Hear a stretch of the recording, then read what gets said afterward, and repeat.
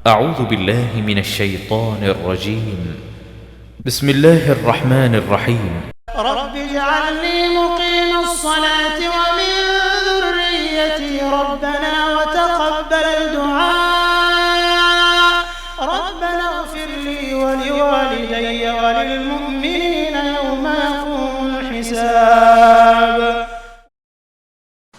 حضور صلی اللہ تعالی وسلم نے بندوں کے حق بھی مکمل طور پر حقوق جو ہے بندوں کے حقوق بھی لوگوں کے سامنے مکمل طور پر پیش کر دی ہے. بندوں کے حق میں سب سے زیادہ اونچا مقام اللہ کے اور اللہ کے رسول نے ماں باپ کا پیش کیا ہے. ماں باپ کا سب سے زیادہ اونچا مقام ماں باپ کا ہے. اگر ماں باپ حیات ہے تو قسمت والا سمجھے اپنے آپ کو, اس کی خدمت کرے, اس کی فطرت کو تلاش نہ کرے کیا کرتا ہے, میرا باپ تو سگریٹ پیتا ہے, میرا باپ یہ کرتا ہے, میرا باپ ظالم ہے, میرا باپ غصے والا. ساری چیز ٹھیک ہے, جو ہے ٹھیک ہے, لیکن خدمت کرے, اس کی دعا لینے کی کوشش کرے. اور اگر انتقال کر گئے, اسلام بڑا وسیع ہے. اللہ کے نبی فرماتے ہیں کہ اس کے لیے دعائیں مغفرت کرے, غریبوں کو کھانا کھلا دے, لوگوں سے بھلائی کرے, اس کے لیے مغفرت کی دعا کرے, جمعہ کے دن جا کے اس کی قبر پر جا کر زیارت کرے اور اللہ سے دعا کرے اللہ تعالیٰ میرے ماں باپ کی مغفرت کر دے. اگر اس طریقے سے وہ کیا تو اللہ تعالیٰ ماں باپ کی بھی مغفرت کرتے ہیں, اولاد کی بھی مغفرت کرتے ہیں اور اس کو فرما برداروں میں شامل کر دیتے ہیں. اتنا وسیع مذہب ہے الحمدللہ اللہ نے جو بھیجا ہے.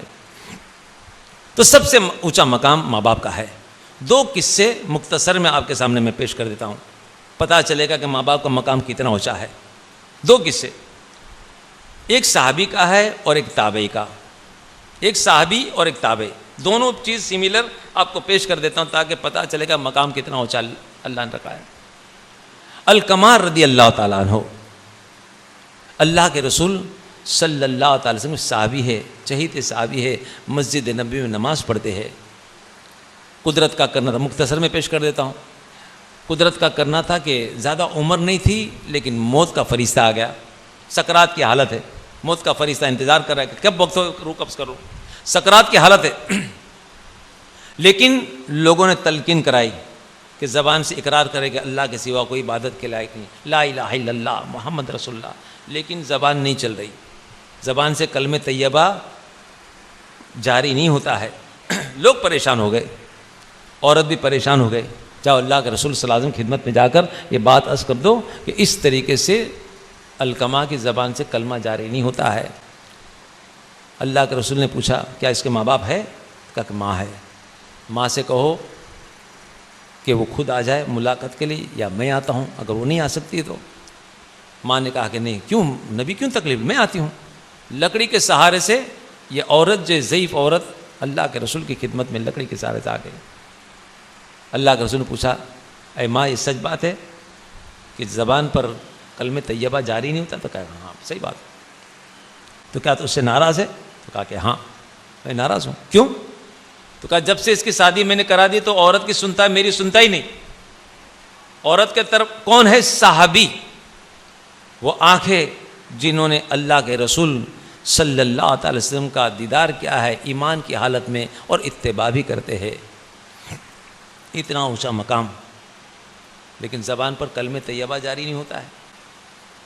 اللہ کے رسول نے فرمایا کہ تو ناراض ہے؟ کہا کہ ناراض. کیوں؟ یہ تو کہا کہ ماں معاف کر دے ورنہ تکلیف میں ہے, یہ آزمائش میں ہے, زبان سے کلمہ جاری نہیں ہوگا. تو کہا کہ اللہ کے رسول آپ دعا کر دیجئے, میں اسے معاف نہیں کر سکتی. تو اللہ کے رسول صلی اللہ علیہ وسلم پھر خلاصہ کیا کہ دیکھ تو ماں ہے, تیرا حق ہے, تیرا حق ہے. تو جب ناراض ہے, جب تو ناراض ہے اور تو حق معاف نہیں کریں گے تو اللہ بھی معاف نہیں کریں گے. یہ یاد رہے, اسلام کی اتنی خوبی ہے, یہ اسلام کی اتنی خوبی ہے کہ بندوں کے حق کو اللہ نے اتنا مقام دیا ہے کہ جب تک بندہ معاف نہیں کرتا اللہ بھی معاف نہیں کرتے. بندہ جب تک معاف نہیں کرتا اللہ بھی معاف نہیں کرتے. اللہ کے رسول نے کہا کہ اے اللہ کی بندی معاف. اب یہ تو تکلیف. اس ماں نے کہا کہ دیکھو میرا دل چھلنی ہو چکا ہے, مجھے مت کہو کچھ, آپ دعا کرنا, آپ دعا کر دیے. اتنا کہنے کے بعد وہ چلنے لگی لکڑی کے سہارے. جب تھوڑی دور گئی تو اللہ کے رسول صلی اللہ علیہ وسلم نے کہا کہ بلال کو بلاؤ, اے بلال جاؤ مدینے کے جوانوں سے کہو کہ لکڑی مسجد نبی کے سامنے جمع کر دے, اس میں آگ لگا دے اور القما کو زندہ جلا دو. القما کو زندہ جلا دو, جیسے سننا تھا القما کو زندہ جلا دو. کان پر یہ آواز آئی, پلٹ کر کہتی اے محمد, اے اللہ کے رسول صلی اللہ تعالی وسلم, کیا میرے بچے کو تم زندہ جلا دو گے؟ میرے بچے کو تم زندہ جلا دو گے؟ تو کہا کہ آخرت کی آگ سے دنیا کی آگ بہتر ہے، آخرت کی آگ سے دنیا کی آگ بہتر ہے، یہ اللہ کے رسول صلی اللہ علیہ وسلم نے کہا تو دل کے اندر درد تھا۔ ماں ہے، اللہ کی طرف سے ایک تار لگا رہتا ہے، یہ قدرت کی طرف سے ہے، یہ قدرت کی طرف، جانوروں میں بھی، انسان میں نہیں جانوروں میں بھی ہوتا ہے، جو مائیں محبت دیتی ہے، یہ قدرت کی طرف سے ایک تار قدرت کی طرف سے لگا ہے، یہ تار جو ہے جذبے میں آ گیا اور رو کر کہنے لگے اے اللہ کے رسول صلی اللہ علیہ وسلم میرے بچے کو زندہ مت جلائیے، میرے بچوں کو زندہ مت جلائیے، آپ گواہ رہیے کہ میرے بچوں کو میں نے معاف فرما دیا، میرے بچوں کو معاف کر دیا۔ جاؤ تلاش کرو، زبان پہ کلمہ جاری ہوا ہے نہیں، لوگوں نے تلاش کیا کہ ہاں اللہ کے رسول صلی اللہ علیہ وسلم کلمہ جاری ہو چکا ہے، اور اسی وقت ان کی روح پرواز ہو گئی، روح پرواز۔ اللہ کے رسول صلی اللہ علیہ وسلم اسی وقت کفن دفن کے معاملے کے بعد لوگوں سے اعلان کرایا، جاؤ مہاجر کی جماعت کو جمع کرو، انصار کی جماعت کو جمع کرو، سارے لوگوں کو جمع کرنے کے بعد اعلان کیا، اے لوگوں سن لو، اے لوگوں سن لو، جو ماں باپ کا نافرمان ہے اس کا فرض بھی قبول نہیں ہے اور اس کی نفل بھی قبول نہیں ہے، اس کا فرض بھی قبول نہیں، نفل بھی قبول نہیں، یہ اللہ کے رسول صلی اللہ علیہ وسلم نے اس طریقے سے اعلان کیا ہے۔ تو بتاؤ کہ ماں باپ کا مقام کتنا اونچا ہے صحابی، کتنا اونچا مقام صحابی کا، لیکن ماں کی وجہ سے یہ سارا معاملہ۔ اسی طریقے سے ایک تابعی ہے، اللہ کے مقدس بندے، چہیتے بندے، اللہ کے رسول صلی اللہ علیہ وسلم نے ان کو لقب دیا خیر التابعین، بہترین تابعین۔ ان کا نام ہے اویس کرن کے رہنے والے تھے، یمن ملک کے کرن کے علاقے کے اور قبیلے مراد کے، اس لیے ان کو اویس کرنی کہتے ہیں رحمۃ اللہ علیہ۔ یہ اللہ کے چہیتے بندے تھے۔ باپ والد صاحب کا نام ہے عامر، بچپن میں انتقال ہو چکا تھا، ماں ضعیف ہے، نابینا ہے، ان کی خدمت کر رہے، ماں کی خدمت کر رہے حضرت اویس۔ اب اللہ کے رسول صلی اللہ علیہ وسلم سے ملاقات کا طلب ہے، تشنگی ہے، درد ہے، جذبہ ہے، لیکن جا نہیں سکتے کیونکہ ماں کی خدمت۔ خبر بھی پہنچائی کہ اللہ کے رسول صلی اللہ علیہ وسلم میں مجبور ہوں، میری ماں ضعیف ہے، نابینا ہے، میں خدمت کرتا ہوں، اب میں کیا کروں، دل تو تشنگی اتنی ہے کہ جس کا کوئی حساب نہیں، اتنی محبت کی جس کا کوئی حساب نہیں، کیا کروں میں؟ اللہ کے رسول فرمایا کہ نہیں، ماں کی خدمت کرو، اسی میں آپ کی بہر ہے۔ اب یہ خدمت کر رہے یہاں تک کہ اللہ کے رسول صلی اللہ علیہ وسلم اس دنیا سے رخصت ہو چکے ہیں۔ یہ وہ صحابی، وہ تابعی کہ اللہ کے رسول صلی اللہ علیہ وسلم کے کہنے پہ ماں کی خدمت میں رہے، ساتھ ساتھ میں اللہ کے رسول صلی اللہ علیہ وسلم یہ بھی ارشاد فرمایا کہ کل قیامت کے روز اویس جو ہے جب داخل ہو گئے جنت میں تو 70,000 فرشتے اویس کے ساتھ شامل ہو گئے جنت میں جانے کے لیے، اور ہم شکل ہو گئے، 70,000 فرشتے ہم شکل ہو گئے اور اویس کے ساتھ داخل ہو گئے۔ لوگوں نے پوچھا یہ کیوں؟ تو کہا کہ بس انہوں نے دنیا میں دعا کی تھی کہ اے اللہ میری محبت تیرے لیے ہے، میرا عشق تیرے لیے ہے، رسول کا عشق تیرے لیے ہے، ماں کی خدمت تیرے لیے ہے، میں کسی پر ظاہر کرنا نہیں چاہتا ہوں، میں کسی سے ملنا نہیں چاہتا ہوں، دنیا سے میں نے اپنے آپ کو چھپایا، اس لیے اللہ تعالیٰ آخرت میں بھی مجھ کو چھپا کر رکھنا۔ اس طریقے سے اللہ کے رسول صلی اللہ علیہ وسلم نے خلاصہ فرمایا کہ 70,000 فرشتے ہم شکل ہو گئے اور جنت میں داخل ہو جائیں گے، وہ اس کرنی رضی اللہ تعالیٰ۔ اگر اللہ چاہے گا جس کا مقصد ہوگا اسی کو دکھائی دے گے، باقی پہچان سکے، باقی کوئی پہچان نہیں سکے گا۔ اتنے بڑے ایک بار اللہ کے رسول صلی اللہ علیہ وسلم نے خلاصہ فرمایا کہ میری امت کا ایک شخص ایسا ہے، میری امت کا ایک شخص ایسا ہے جس کی سفارش کی وجہ سے ربیہ اور موزر کے قبیلے کے ریوڑ کے جانور کے کھال کے بال کے برابر، ربیہ اور موزر بڑے بڑے قبیلے تھے اور بڑے بڑے ان کے ریوڑ تھے، مشہور عرب والوں میں ربیہ اور موزر اس زمانے میں بڑے بڑے ریوڑ جانوروں کے۔ تو اللہ کے رسول صلی اللہ علیہ وسلم نے فرمایا کہ میری امت کا ایک شخص ایسا ہوگا جس کی سفارش کی وجہ سے ربیہ اور مضر کے جانور کے کھال کے بال کے برابر کی تعداد میں میرے امت کے گنہگار امت کی اللہ تعالیٰ مغفرت فرما دے گی۔ کتنی بڑی بات۔ لوگوں نے پوچھا اللہ کے رسول صاحب کون ہے؟ تو پہلے تو نہیں خلاصہ کیا، جب زیادہ اصرار کیا تھا کہ وہ اویس ہے، کرن کا رہنے والا۔ آخری بار وفات کے موقع پر اللہ کے رسول صلی اللہ علیہ وسلم، مختصر میں پیش کر دیتا ہوں، اللہ کے رسول صلی اللہ علیہ وسلم، کچھ لوگوں نے پوچھا اللہ کے رسول آپ کا پیرن پر کس کا حق، آپ کا پیرن مبارک اس پر کس کا حق؟ تو کہا کہ اویس کا۔ دو صحابیوں کے بارے میں ذکر آتا ہے جو عشر مبشرہ ہے، دو صحابی کو اللہ کے رسول صلی اللہ تعالی وسلم نے یہ حکم دیا تھا کہ اے اللہ کے بندو، تم دونوں کو اویس سے ملاقات ہوگی، تم دونوں کی اویس سے ملاقات ہوگی تو دونوں عشر مبشرہ جن کی بشارت اللہ کے رسول نے دی کہ جنتی ہے، لیکن اس کے باوجود اللہ کے رسول صلی اللہ تعالی وسلم نے دونوں صحابی کو یہ کہا کہ اپنی مغفرت کی دعا اس بندے سے کرا لینا، اپنی مغفرت کی دعا اس بندے سے کرا لینا، اور پھر جا کر کہنا کہ میری امت کے لیے بھی مغفرت کی دعا کرے۔ یہ پیرن اس کو پیش کر دینا اور کہنا کہ امت کے لیے مغفرت کی دعا کر دے۔ ایک موقع تھا، اللہ کے رسول صلی اللہ علیہ وسلم کو تو مثال ہو چکا ہے، یمن سے جب ڈیلیگیشن آیا ہے، فوجی سپاہی وغیرہ سارا چیز آیا، تو اس فوج میں اس ڈیلیگیشن میں حضرت اویس کرنی رحمۃ اللہ علیہ موجود تھے۔ تلاش کرنے پر حضور صلی اللہ علیہ وسلم نے پیشن گوئی دی تھی، دونوں صحابی نے تلاش کیا، آخرکار وہ مل گئے۔ نشانی پوچھی، نام پوچھا تو کہا عبداللہ، تو کہا کہ نہیں، اللہ کے رسول نے ہم کو آپ کے طرف بھیجا ہے، آپ کا نام بتا دیجئے۔ عبداللہ جھوٹ بھی نہیں کہا، اللہ کا بندہ۔ کہا کہ کیا نام ہے آپ بتائیے، اللہ کے رسول نے ہم کو بھیجا ہے۔ کہا کہ اویس میرا نام ہے۔ تو کہا کہ پہرن دیا ہے آپ کو پہرن دیا ہے آپ کے لیے، اور یہ کہا ہے کہ ہماری آپ دعائیں کی مغفرت کیجئے۔ کہا کہ اللہ تمہاری مغفرت۔ پھر کہا کہ اللہ کے رسول نے یہ بھی کہا ہے کہ اپنی امت کے لیے حضور صلی اللہ محمد صلی اللہ علیہ وسلم کی امت کے لیے دعا کرے کہ اللہ تعالیٰ میری امت کی بھی مغفرت فرما دے۔ اب رونے لگے، پیرن ہاتھ میں لیا، تھوڑے دور چلے گئے، پیرن کے کنارے پر رکھا، اپنے الگ چلے گئے، تنہائی اختیار کر لی، تھوڑی سی دور، بہت زیادہ دور بھی نہیں، تھوڑا دور، اور اللہ سے بات چیت کرنے لگے۔ اے اللہ کے نبی نے مجھ تک پہرن بھیجا ہے اور مجھے کہا ہے کہ میں دعا کروں ان کی امت کے لیے، تو میری دعا سے رو کر دعا کر رہے کہ اللہ ان کی امت کی، تو ہمارے نبی کی امت کی تو مغفرت فرما دیں۔ آسمان سے ندا ہوتے کہ جاؤ 1000 افراد کے ہم نے مغفرت فرما دی۔ تو کہا کہ نہیں اے اللہ، جب تک اس وقت تک میں یہ پہرن نہیں پہنوں گا جب تک کہ تو پوری امت کی مغفرت نہ فرما۔ یہ پہرن جو تیرے نبی نے بھیجا ہے اس وقت تک یہ پہرن نہیں پہنوں گا جب تک کہ تو امت کے لیے، پورے امت کے لیے مغفرت کے فیصلے کا تو پیغام نہ مجھے دے دے۔ اب یہ رو رہے، بڑی دیر تک رو رہے، آخرکار بڑی دیر تک روتے رہے، آسمان سے ندا ہوتے رہی، تعداد کو بڑھاتے چلتے گئے، اللہ تعالیٰ بڑھاتے چلتے گئے۔ آخرکار دونوں صحابی جو تھے ان کو ہو رہی تھی دیری، بڑی دیر سے کھڑے تھے، اور لوگ بھی تھے ساتھ میں، سفر بھی ہے۔ دونوں لوگوں کو جب حد سے زیادہ دیری ہوئی تو قریب گئے، جب قریب گئے تو ان کو کچھ لگا کہ کوئی قریب آ چکا ہے، تو انہوں نے فوراً پلٹ کر جب دیکھا تو دونوں صحابی کھڑے ہیں۔ کہنے لگے اویس کرنی رحمۃ اللہ علیہ کہ آپ نے تھوڑی زیادہ جلدی کر دی، اگر تھوڑی دیر اور ٹھہر جاتے تو اور میں دعا کرتا اللہ کے پاس۔ پھر پلٹ کر کہا کہ اللہ تعالیٰ نے مجھ پر کرم کر دیا، اللہ سے میں التجا کرتے رہا، مانگتے رہا، روتے رہا، آخرکار اللہ نے وعدہ کر دیا کہ اویس تیری سفارش کی وجہ سے محمد صلی اللہ تعالی وسلم کی امت کے جو گناہگار ہے، ان ربیہ اور مضر کے جو ریوڑ ہے، ان کے جانوروں کے کھال کے بال کے برابر تعداد میں ہم اللہ محمد صلی اللہ علیہ وسلم امت کے گناہگار امتیوں کی مغفرت فرما دیں گے، جاؤ تمہاری سفارش یہاں تک قبول کر جاتے ہیں۔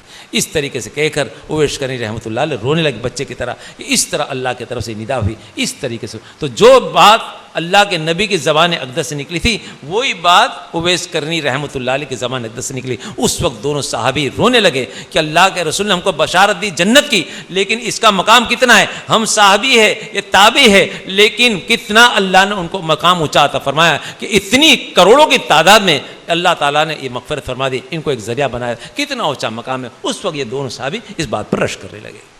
تو بزرگوں، دوستوں اور میری ماں بہنوں، یہ دونوں منظر اس لیے میں نے پیش کیا کہ ایک طرف صحابی ہے، صحابی کا مقام تابعی سے اونچا ہوتا ہے، تابعی سے صحابی کا مقام اونچا ہوتا ہے، لیکن ماں کی ناراضگی کی وجہ سے زبان کے اوپر اللہ کا نام لینے کے لیے زبان مجبور اور محتاج ہو گئی۔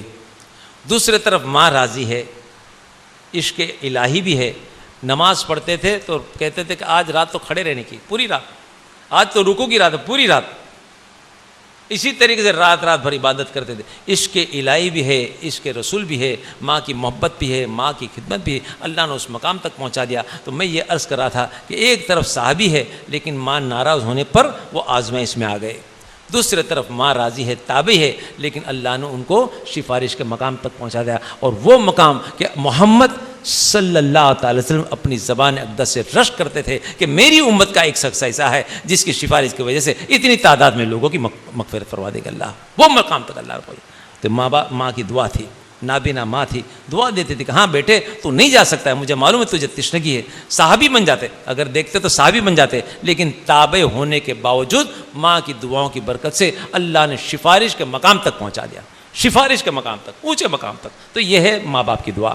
بایزید بستامی رحمۃ اللہ علیہ، پانی کے لیے پانی ماں نے مانگا، ٹھہر گئے، ماں کی آنکھ لگ گئی، صبح تک ٹھہرے، اذان بھی کان پر آواز آئی، ماں آنکھ کھول کر دیکھتی تو بایزید کھڑے ہیں. ارے بایزید اب تک پانی لے کے کھڑا ہے، اب تک.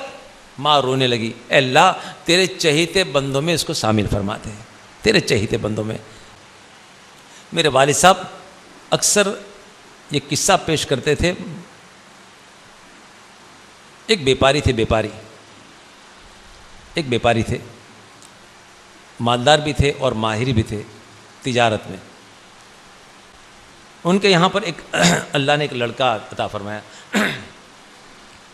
لڑکا جب 2-3 سال کا ہوا، 2.5-3 سال کا، 2-2.5 سال کا، تو اس کی ماں کا انتقال ہو گیا. ماں کا جب انتقال ہو گیا تو یہ سیٹ جوان دل میں سوچتے میں کیا کرو، بچہ چھوٹا ہے، ماں کا انتقال ہو گیا. لوگوں نے کہا کہ شادی کر لو، شادی کر لو. تو دل میں سوچتے کہ شادی کرتا ہوں تو نہ جانے آنے والی عورت اس بچے کو کس طرح رکھتی، مجھے معلوم نہیں. شادی کرو گا تو اس کی زندگی خطرے میں آئے گی. دل میں سوچا کہ نہیں، میں اس بچے کے لیے قربانی دوں گا، میری جوانی ہے، ٹھیک ہے کچھ بھی ہے، لیکن اس بچے کے لیے میں قربانی دوں گا. میری زندگی کا جو ہونا ہے ہو جاوے، لیکن اس کی زندگی خراب نہیں ہونی چاہیے. میں اس کی دیکھ بھال کروں گا، ماں اور باپ بن کے اس کی میں پرورش کروں گا. پورا دن جاتے تھے دھندے پر، پڑوس کے لوگ اچھے تھے، بچے کا دھیان رکھتے. شام کو یہ تھکے ہارے آتے، آرام چیئر پر آرام کرتے، بچے کا خیال کرتے، کھانا پینا کھلاتے، پرورش کرتے، دھیان کرتے، بچے کے ساتھ کھیلتے، بچہ بھی کھیلتا. اور جب تک تھک نہیں جاتا، سو نہیں جاتا، تب تک یہ سوتے نہیں تھے، روز کا تھکان. اب بچہ بڑا ہو رہا ہے، زندگی کے دن کٹنے کو ٹائم نہیں لگتا، رفتار کے ساتھ یہ دن کٹتے چلے جاتے ہیں. بچہ بڑا ہو گیا، جوان ہوا، بچے کو اب تجارت پہ لے کے جاتے، دھندے پر. چل بیٹے تو بھی دھندا سیکھ لے. بچے کو ٹرین کر رہے ہیں، ہوشیار ہے باپ کی بھی عمر ہو گئی، بچہ 20 سال کے اوپر. اب ایک دن ایک بیپاری آیا، یہ دلی کا بیپاری تھا، ہوشیار تھا بات چیت میں. لڑکے سے بات چیت کرنے لگا. باپ دیکھ رہے کہ بچہ کیا بات چیت کرتا ہے، بیپاری کیا بات چیت کر رہا ہے، تجربہ. اب باپ سن رہا ہے بیپاری بات چیت کر رہا ہے، یہاں تک کہ بچے سے بات چیت ہوئی. بچے کے دماغ میں یہ ہے کہ مجھے دھندا ملنا چاہیے، زیادہ دھندا ملے، 2 پیسے مجھے زیادہ ملے. بات چیت کرتے بیپاری نے اس طریقے سے بات کی کہ بھائی ایک کام کرو، ایک بھاؤ کم، اتنا کم بتایا کہ اس میں منافع نہ ہو. لڑکے نے کہا کہ بھائی ایسا تم نے بھاؤ بتا دیا جس میں کچھ منافع نہیں، محنت کر کے کیا فائدہ. ارے بھائی ٹھیک ہے، ایک کنسائنمنٹ دے دو، پھر 2-4 کنسائنمنٹ کا آرڈر تم دے سکتا ہوں میں، بعد میں تم کما لینا مجھ سے. اب یہ بات چیت کرتے باپ نے دیکھا کہ لڑکے کو یہ کنونس کر رہا ہے، یقین دلا رہا ہے کہ بعد میں تیرے سے تجارت کروں گا. لیکن باپ کے پاس تجربہ تھا کہ ایک بار اس طریقے سے بیپاری جاتے پھر لوٹ کر نہیں آتے ہیں، دھوکہ دیتے ہیں، تجربہ تھا. خادم بھی جو نوکر تھا وہ بھی موجود ہے. یہ ساری باتیں سنیں. باپ نے دیکھا کہ بچے کو یہ غفلت میں ڈال دے گا، دھوکہ دے دے گا. تو باپ نے بیچ میں بات کاٹتے ہوئے کہا کہ سیٹھ صاحب کیا آپ لکھ کے دیتے ہو کہ آپ 4 کنسائنمنٹ کا مال پھر سے لوگے بعد میں؟ لکھ کے دیتے تو دے دو، لکھ کے دے دو تو ہم دینے کو تیار ہے، ورنہ یہ سارا. تو بیپاری غصے میں آ گیا. ارے ایسی کیسی بات کرتے ہو، لکھ کے کیا دینا ہوتا ہے؟ بیپاری کی زبان ہوتی ہے، کیا لکھا جاتا ہے؟ ایسی ویسی بات. بچے نے بھی کچھ بات کی. آخر کار باپ نے بار بار ٹوکا اور روکا، بار بار ٹوکا.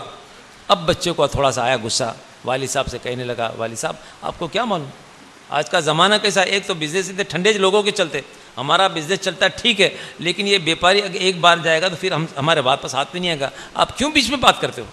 میں بات کر رہا ہوں نا، آپ کیوں بیچ میں بات کر رہے؟ آپ خاموش ہو جائیے. باپ نے سمجھانے کی کوشش کی لیکن بچہ نہ سمجھا. جوانی کے جذبات، رگوں میں گرم خون تھا، جذبات میں آ کر 2-4 الفاظ ایسے بول دیے کہ جس کے وجہ سے باپ کے دل پر ایک صدمہ ہو گیا. 2 اٹیک تو پہلے آ چکے تھے، اب یہ صدمہ ہو گیا، آنکھ میں پانی آ گئے. اور وہ گھر پہ بلایا تھا بیپاری کو. وہ سیٹھ جو ہے، بیپاری جو ہے، دوسرے کمرے میں چلے گئے. نوکر کھڑا ہے وہاں پر، اس نے سارا منظر دیکھا، بات چیت ہوئی، گرما گرمی بھی. وہ بیپاری بھی چلا گیا. بیپاری جب چلا گیا تو نوکر جو خادم جو وفادار تھا. اس نے کہا کہ دیکھو سیٹھ صاحب, آپ نے جو بات چیت کی وہ بیپاری آپ کو دھوکے میں ڈال رہا تھا. آپ کے والد نے جو بات کی مکمل طور پر بات کی, ان کو تجربہ ہے, برسوں کا تجربہ ہے, اور مجھے بھی تجربہ ہے. میں جانتا ہوں کہ بیپاری کیا کرتے ہیں لوگ. اور دیکھو تم نے جو بات کہی والد صاحب کو بڑی دل پر لگی ہے. ان کے آنکھ میں پانی تھے. یہ مناسب نہیں ہوا ہے. اگر کچھ ہوا, 2 اٹیک تو آ چکے, اگر کچھ ہوا تو طبیعت خراب ہو جائیں گی, تو کیا کرو گے تم؟ اب ڈر گیا بچہ, کیا کروں؟ کہ جاؤ سمجھا دو کہ بھول سے ہو گئی بات, جا کے معافی مانگ لو. اگر زیادہ دل پر لے لیں گے تو ان کو اٹیک آ جائے گا, پریشان ہو جائیں گے, تم بھی پریشان ہو جاؤ گے. بچے نے بڑی ہمت کرتے ہوئے, ہو تو گئی بھول, بچے نے بڑی ہمت کرتے ہوئے گھر میں داخل ہوا, دھیرے سے بات کی. والد صاحب کیا ہو گیا؟ خاموش رہے. ہاں مجھ سے بھول ہو گئی, مجھ سے غلطی ہو گئی, مجھے نہیں بولنا چاہیے, اس طرح نہیں بولنا چاہیے, میری خطا ہو گئی, اب مجھے معاف کر دیجیے, مجھے معاف کر دیجیے. اب باپ کے آنکھوں میں پانی ہے. اس کے درمیان جب بچہ چھوٹا تھا, 2-2.5 سال کا, ایک بار وہ چھوٹا بچہ جب چھوٹی عمر کا تھا, ایک بار رات کا اندھیرا تھا, چاندنی 14ویں کا چاند آسمان پہ چمک رہا تھا. باپ جب دھندے سے آتا, تھکا رہا, ویل چیئر پر آرام سے بیٹھے, نیند لگ جاتی تھی, آنکھ لگ جاتی تھی, لیکن بچہ جب تک سوے نہیں آرام نہیں کرے.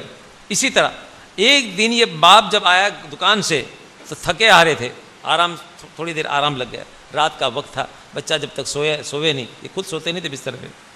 بچے نے جو دیکھا آسمان پر چاند ہے, 2-2.5 سال کی عمر, بچہ تو بچہ ہوتا ہے, آسمان پر چاند دیکھا اور دل میں خیال پیدا ہوا کہ کیا ہے. باپ سویا ہوا ہے, باپ کو کہتا کہ ڈیڈی. باپ نے سنا نہیں, تھکا سو گیا تھا.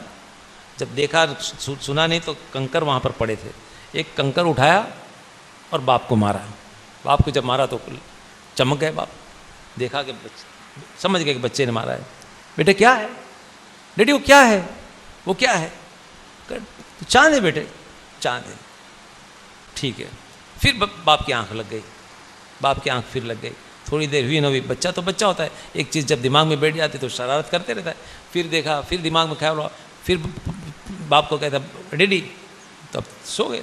پھر اٹھا کے اس کنکری پھر ماری دوسری بار. پھر چمک کے باپ اٹھ گیا.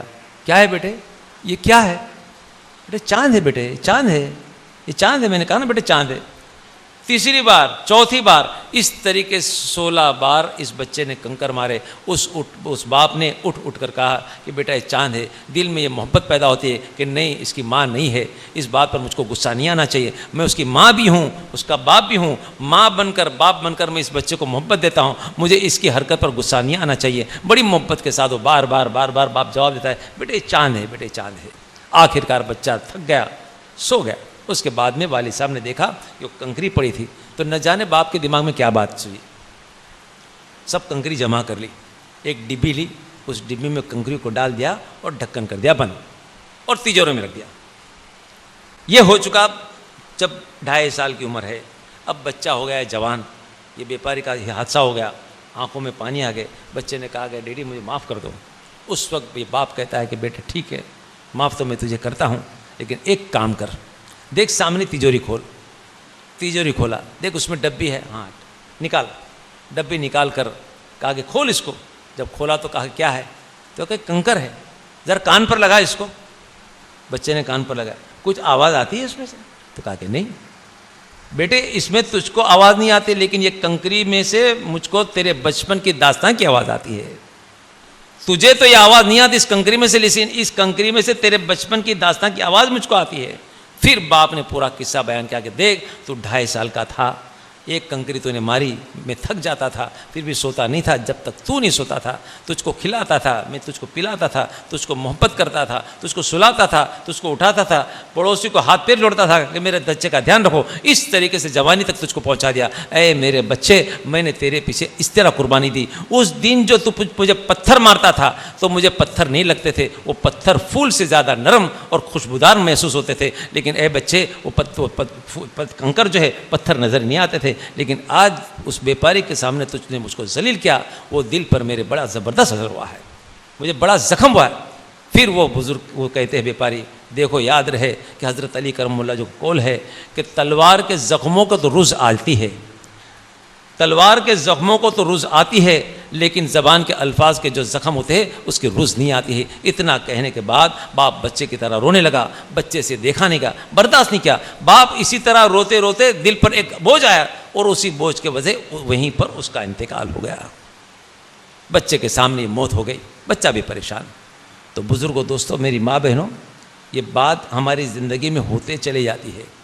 یہ جنریشن جو چلتا ہے، بچپن سے کوئی تعلیم نہیں ہوتی ہے، لڑکیوں میں بھی یہ چیزیں پائی جاتی ہے، لڑکوں میں بھی یہ چیزیں پائی جاتی ہے، ماں باپ کا ادب اور احترام نہیں ہوتا ہے۔ لیکن بھولنا نہیں چاہیے، جو تعلیم جو اللہ کے رسول کے زمانے میں ہم کو ملی ہے وہ قیامت تک کے لیے ہے۔ دنیا ادھر کی ادھر ہو جائے اور ملکوں کے لوگ ماں باپ کو اٹھا کر پھینک دیتے ہیں، ضعیفی ہو جاتی، پھینک دیتے، ارے وہ تو اصل کھیتی لینے کا کام ہے۔ جس طرح کسان زمین بوتا ہے اور جب فصل ہوتی ہے تو فصل نکالنے کا وقت ہے، ارے وہ ضعیف بھی تو فصل نکالنے کا وقت ہے، اسی وقت اس کھیتی کو برباد کر دیتے اللہ کے رسول صلی اللہ علیہ وسلم کے لیے۔ اس لیے جبریل علیہ السلام نے آ کر یہ بھی بات پیش کی تھی ممبر پر جب قدم رکھا، اے محمد صلی اللہ علیہ وسلم، ہلاک ہو شخص، برباد ہو شخص جس کے ماں باپ میں سے دو میں سے ایک بھی ہو، ماں باپ میں سے دو میں سے ایک بھی ہو لیکن ضعیفی پر پہنچے، اس کے باوجود یہ جنت پہ جا نہ سکے، اس کی مغفرت نہ ہو، برباد اور ہلاک ہو شخص۔ اللہ کے رسول صلی اللہ علیہ وسلم اس پر آمین کہا ہے۔ تو بزرگوں، دوستوں اور میری ماں بہنوں، میں اس پر بات اپنی پوری کرتا ہوں کہ اللہ کے رسول نے ایک بار اپنے چہیدے صحابہ کرام سے سوال کیا کہ بتاؤ کہ مفلس کون ہے، مفلس کون ہے؟ تو اللہ کے نبی نے خلاصہ کیا کہ ڈھیر ساری نیکی، نماز بھی ہوگا، زکوٰۃ بھی ہوگا، روزہ بھی ہوگا، حج بھی ہوگا، یہ ساری نیکی لے کر آئے گا، لیکن اس کے باوجود مخلوق کے حق باقی ہو گئے، یہ ساری نیکی اس پر ڈال دی جائے گی اور اس کو کہا جائے گا جنت میں چلا جائے۔ تو ہماری زندگی کی طرف ہم کو نظر کرنا ہے۔ یہ مجلس اسی کے لیے ہم جمع ہوتے ہیں، اللہ کے رسول، اللہ کی بات، اللہ کے چہیتے بندوں کی بات اسی لیے کی جاتی ہے کہ زندگی چھوٹی سی ہے، ہماری زندگی کی طرف توجہ کرے کہ کیا ہم کوئی چیز میں ہمارے معاملات ہے ایسے کہ جس سے کی وجہ سے ہماری پکڑ ہو جائے۔ کیا ہمارے ماں باپ ناراض ہے تو اس کو جلدی سے راضی کر دے، پڑوسی ناراض ہے تو اس کو راضی کر دے، پڑوسی خوش ہو گئے تو اگر پڑوسی کہتا ہے کہ میرا پڑوسی سچا ہے تو اللہ فرماتے قبول کرو اس کی سفارش۔ ظالم ہوگا پڑوسی کا، نہیں بہت اچھا، بہت اچھا ہے میرا پڑوسی، اللہ تبارک و تعالیٰ فرماتے کہ جاؤ فرشتوں سے کہو اس پر آمین کہہ دے۔ پڑوسی اس طرح راضی ہو، رشتہ دار راضی ہو، اس طریقے سے اگر ہے ہماری زندگی تو کوئی مشکل نہیں، کوئی مشکل نہیں۔ اللہ کا بھی حق ادا کرے، اللہ کے رسول کا حق ادا کرے، مخلوق کا حق ادا کرے، جو ہونا تھا ہو چکا اب تیار کرے اور اللہ سے معافی بھی مانگے۔ حضرت علی کرم اللہ وجہ کی قول ہے کہ دو چیز ایسی تھی جس کے وجہ سے اللہ کا عذاب رک جاتا تھا، دو چیز، اور قرآن کریم سورہ انفال میں بھی ہے یہ دو چیز۔ ایک تو وہ کہ نبی، جب تک نبی ہوگے اللہ تعالیٰ بندوں پر عذاب، ایمان والے بندوں پر عذاب نازل نہیں کریں گے۔ دوسرا ہے استغفار، دوسرا ہے استغفار۔ جب اللہ کے رسول صلی اللہ علیہ وسلم کا وصال ہو گیا تو حضرت علی کرم اللہ جو رو کر لوگوں سے کہنے لگے، اے لوگوں، دو ذریعے تھے جس سے آسمان سے بلائیں اور مصیبتیں اور تکلیفیں نازل نہیں ہوتی تھی، عذاب نازل نہیں ہوتے تھے۔ اب ایک ذریعہ تو اس دنیا سے رخصت ہو چکا، محمد صلی اللہ علیہ وسلم کی وفات ہو گئی، ایک ذریعہ تو رخصت ہو چکا، اب ایک ذریعہ باقی ہے کہ اللہ سے رو کے معافی مانگو۔ جب تک معافی مانگتے رہو گے اللہ تعالیٰ ہم کو عذاب نہیں دے گا۔ بس اللہ سے دعا کرتے ہیں اللہ تعالیٰ ہم سب کو صحیح معنوں میں صراط المستقیم پر چلنے کی توفیق عطا فرمائے۔ وآخر دعوانا الحمدللہ رب العالمین برحمتک یا ارحم الراحمین۔